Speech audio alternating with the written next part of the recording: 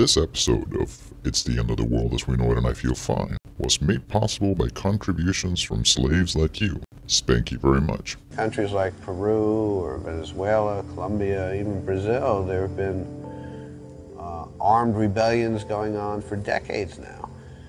And given the sense of frustration among the working class in this country, I would not rule out the possibility of this kind of armed rebellion in this country. It's the end of the world as we know it. I feel fine. Good morning, slaves, and welcome to another edition of It's the End of the World as We Know It and I Feel Fine, the show that likes to push boundaries.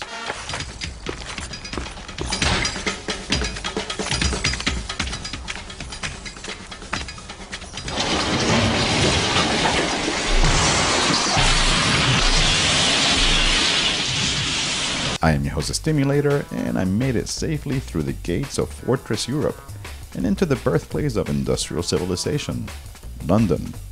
But inside this panopticon, the slaves are revolting, and I hope I can personally witness the collapse of this dying empire. But before I update you on the fiery revolts of the motherfucking European resistance, let's head on over to Canada, where peeps have been up in the fight and pushing the boundaries of resistance.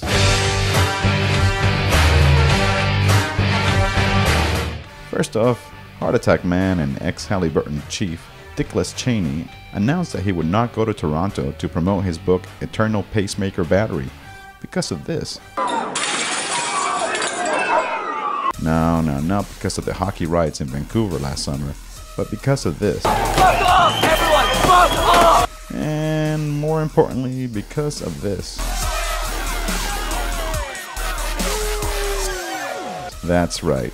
The wannabe tough guy and promoter of waterboarding was afraid his pacemaker energizers might run out of juice after peeps in Van Shitty surrounded a posh building where the VP was hawking his Pulp Fiction to members of the 1%. The motherfucking resistance kept the weak-hearted piece of shit inside for 7 fucking hours and kept his fancy fucking audience from going in. It is also important to note that the G8, the NATO summit slated to meet in Chicago next month, were moved to the fortified Camp David. But the man your mama calls Obama wouldn't admit that the change of venue happened because of this.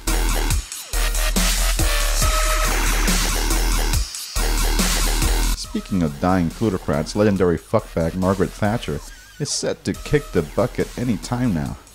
Sources tell me that the aging butt snooky has lost her fucking marbles, and when she finally bites the dust, there will be a massive party in the streets of London. Yo Maggie, can you please schedule your croak date for when I'm here? Because I heard the celebration is gonna be a riot. Rewinding back to Turtle Island, freedom fighters in Quebec always seem to up the ante during their annual anti-pig march. Do I really need to explain why the Quebecois hate the motherfucking popo? Well, for starters, and as it happens in all major North American cities, these vomit-slurping protectors of the rich constantly murder brown peeps without any consequence. Well, you silly swine, your days of abuse are numbered, because we are gonna push you the fuck out. Come on, motherfuckers, let's try that shit again. Push it good. Push it real good.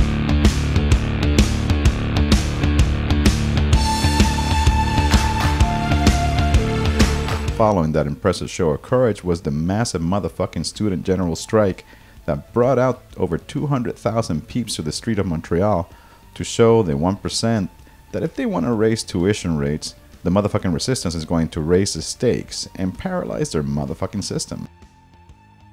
Over in the US, peeps from the Lakota Nation blocked machinery destined for the Obama-approved Keystone XL pipeline that if built will bring loads of dirty tar sands crude to refineries in Texas. And why are they coming through here?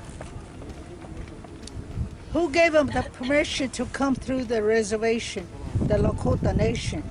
By the way, one of those refineries is set to be shut down by troublemakers this month in Houston. To get involved in this action, visit occupythemachine.wordpress.com. And speaking of Occupy, 99%ers in San Francisco took over a vacant building and turned it into a social center, homeless shelter, and HQ for the motherfucking resistance. That is, until the popo attacked the squad and arrested a gang of peeps less than 24 hours after they occupied it. Maybe peeps in North America can take a cue from peeps in Europe, who have mastered the art of opening up spaces and defending them. Like peeps in Barcelona, who created a temporary autonomous zone in their city during a countrywide general strike. This Starbucks was liberated, but the Spanish prefer their coffee darkly roasted, so they lit up the scene to the cheers of onlookers. Banks also did not stand a chance during this expression of rage, and even with the massive police presence, the fearless Catalonians let the Popo know their true feelings.